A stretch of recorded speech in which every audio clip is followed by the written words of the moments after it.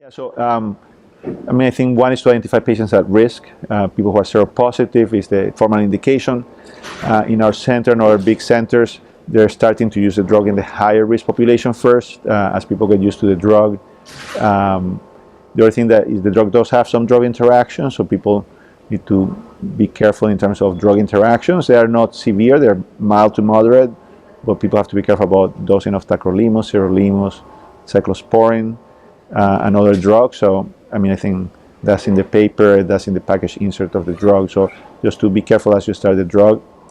Um, One thing that's interesting and important is that the drug is available both as an IV and as an oral pill or a capsule, and actually oral pill.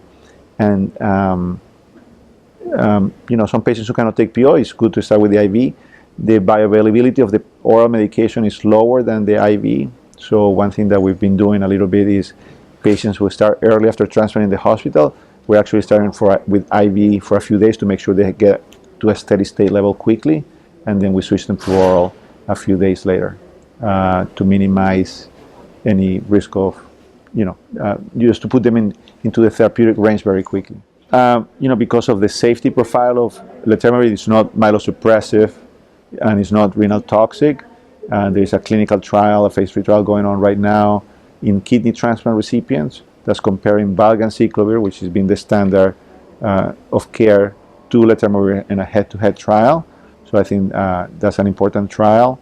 And then there's going to be a pediatric development, which have access for children who go through bone marrow transplantation to have access to the medicine.